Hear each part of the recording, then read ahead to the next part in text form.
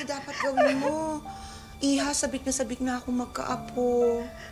Hindi katulad nung una niyang yung dati niyang asawa. Hindi siya mabuntis-buntis. Siguro naman maganda yung matres mo, mabubuntis ka kaagad, na? Magagawin ko naman yung gusto niyo eh. Bibigyan ko naman kayo ng apoy, pero ganito. Alagan niyo na ako. Nasasaktan na ako. Bitawan mo na ako.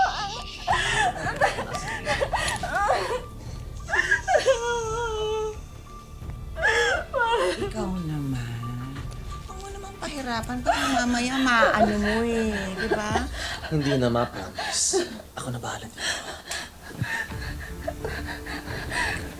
Good girl.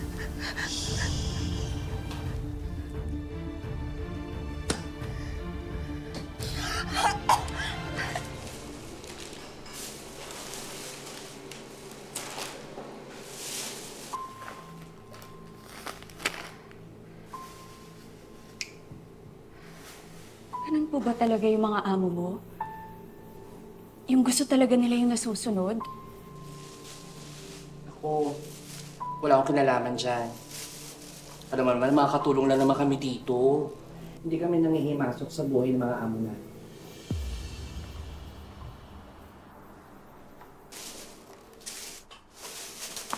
Tonta! Aya! Di ba sabi ko sa'yo, huwag mong kinakausap si Isa? Ha? Doon ka! Maglaba ka, magluto, maglinis. Sorry po. Alis na po. Alis na po. Aya! Ano to?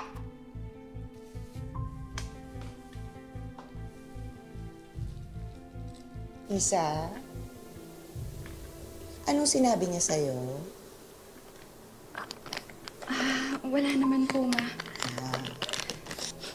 Alam mo, Isa, hindi ka naman magkakaproblema sa bahay na to kung sumusunod ka lang naman, di ba? Napakaswerte mo, napangasawa mo yung anak ko, tanggap kita. Saka alam mo, ang yaman-yaman mo na ngayon. Kaya sana, huwag ka nagre-reklamo, ha? Anong ginagawa mo? Ha? Boba ka ba? Tonta? Bulag ka ba? Ayan, no? Asin, no? Bakit ka nagbukas ng bago, ha? Dahil porket mayaman kami, pwede ka nang mag-aksaya ng pagkain ng groceries ko? Oo ba? Tonta! Stupid ka! Tanga! Boba ka talaga! Ay! Anong nangyayari dito?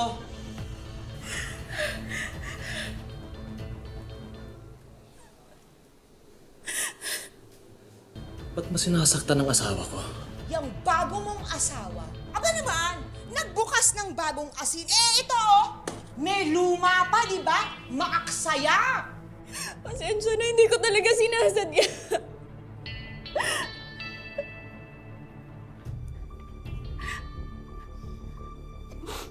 Kasalanan mo pala eh.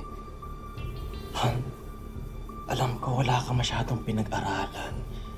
Pero huwag ka naman tanga. Kung hindi mo talaga alam, magtanong ka. Para matapos tayo dito. Kainin mo lahat ng ito. Para magtanda ka na sa susunod, hindi ka na magbubukas ng panibagong asin kung meron pa yung luma.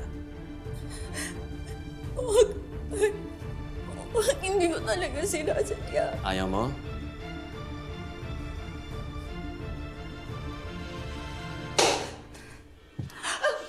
Nga nga! Nga nga!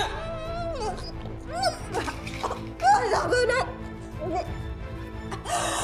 Gagawin mo rin ang panay eh. Gusto mo nasasaktan ka ka?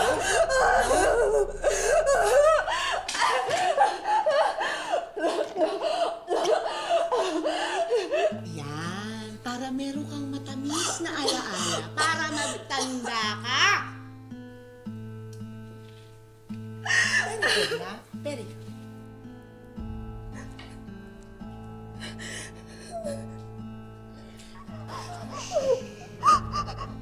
Sumunod ka na lang kasi. Para hindi ka nasasaktan.